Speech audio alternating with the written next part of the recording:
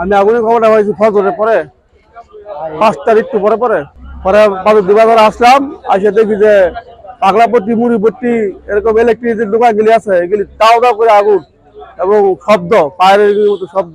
পরে ফায়ার সার্ভিসে এরা যথাযথ এরা কাজ করছে, এরা পুষ্কুলিতে পাইপ লাগাইছে, এরকম গাঙ্গের মধ্যে পাইপ লাগাইছে, 6টা পাইপ এরা যথাযথ সময় লাগাইছে। লাগানোর পরে এরা আইন প্রয়োগের জন্য আসছে, অনেক মানুষ আইছে। মানুষের জন্য মনে করেন যে দোকানদাররা একবার এত পরিমাণ মানুষ হয়েছে যে দোকানদাররা যে কাজ করে খুঁজতে পারতেছে না।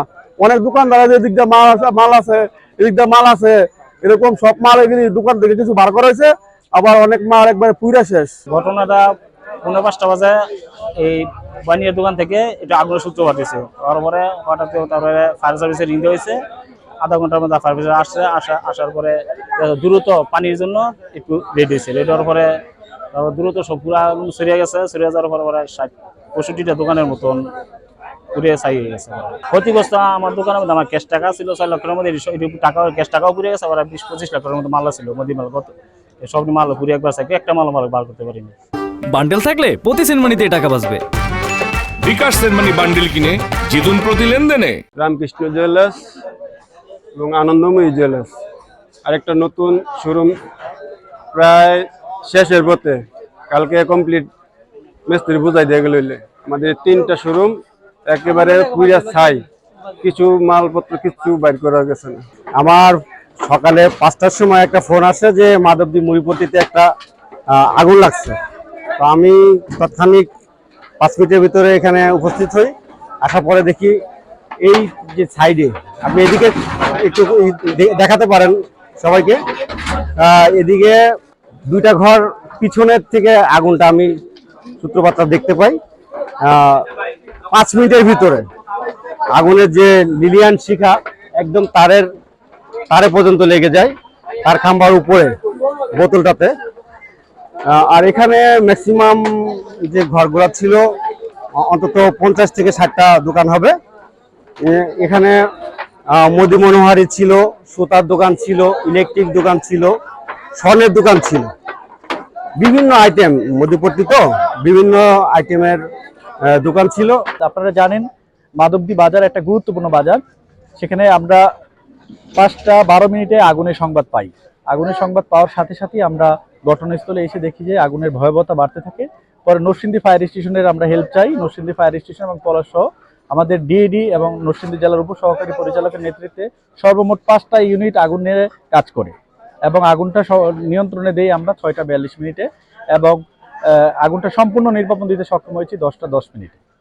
এবং এখানে আপনারা জানেন যে এই বাজারের মধ্যে যে দোকানগুলো পড়েছে সেটি হলো যে এখানে ইলেকট্রিকের দোকান ছিল, প্লাস্টিক, এবং সেখানে মুদি দোকান ছিল, তেলের দোকান ছিল, আর বিশেষ করে এখানে সিলিন্ডার ছিল। কারণ যেখানে স্বর্ণের দোকানগুলো ছিল সেখানে সিলিন্ডার রাখা ছিল, সেখান থেকেও আগুনের উৎপত্তিটা বেশি ভয়াবহতা সৃষ্টি হয়। তো আমরা আলহামদুলিল্লাহ আমরা অল্প সময়ের মধ্যে আগুনটা নির্বাপন করতে সক্ষম হয়েছি। আপনি জানেন যে আমরা চারদিকে আগুনটা ঘিরে ফেলেছি, এই জন্য আগুনটা আর পাশের যে মার্কেট, পাশের যে দোকানে যাওয়ার কোনো স্পেস আমরা দেওয়া হয়নি। এই জন্য আমরা অল্পতেই আগুনটা নির্বাপন করতে পারছি। যেই মার্কেটে অগ্নিকাণ্ডের ঘটনা ঘটেছে সেই মার্কেটে আগুনটা আমরা সম্পূর্ণ নির্বাপন করতে সক্ষম হয়েছি।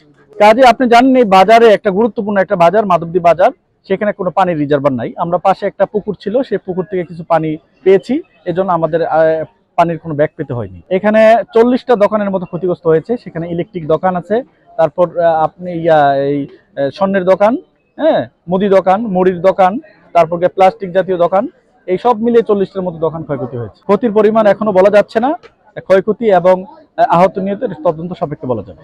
আমরা এখনো পর্যন্ত কোনো আহত এবং নিহতের কোনো সংবাদ পাইনি। বণিক সমিতি আছেন আর চেম্বার অফ কমার্স আছেন, সবাই মিলে এই তাদের এই ক্ষতিপূরণের ব্যাপারে কতটুকু সহযোগিতা করা যায় সে ব্যাপারে আন্তরিকভাবে আমরা চেষ্টা করব। তাদেরকে তাদের পুনর্বাসন করা এবং তাদের যে ক্ষতি হয়েছে এই ক্ষতির বিষয়টা এবং তদন্ত করে যে উদ্ঘাটন করা যে এই সব নিঃসন্দেহ কীভাবে হলো, আর ফায়ার সার্ভিস কেন যথাসময়ে উপস্থিত হতে পারেনি বা ফায়ার সার্ভিস উপস্থিত হতে পারলে, যেহেতু ফায়ার সার্ভিস সেখানে পাশেই রয়েছে, সেখানে এখানে এই 5 মিনিটের রাস্তা যতটুকু আমি জানি আর কি। যে 5 মিনিটের রাস্তায় তারা এসে এই দীর্ঘক্ষণ নিশ্চয়ই দীর্ঘক্ষণ এই অগ্নিকাণ্ড হয়েছে এখানে, সেই এত সময় পুড়ে সব ছাই হয়ে গেল এবং ফায়ার সার্ভিস সেখানে তাদের সেই অগ্নিকাণ্ডটা সেখানে তারা নিয়ন্ত্রণে আনতে পারলো না কেন, সেটাও তাদেরকে জবাব দিতে আনতে হবে। আইনের ব্যত্যয় ঘটিয়ে প্রাকৃতিক জলাধার হোক বা কৃত্রিমভাবে নিজের পুকুরটাও ভরাট করতে গেলে কিন্তু আপনি পারবেন না সহজে, ঠিক আছে? একটা আইনের বাধ্যবাধকতা আছে, সেইটা দেখে আমরা যদি তথ্যগুলো পাই আমরা তড়িৎ কিন্তু সেগুলো বন্ধ করব।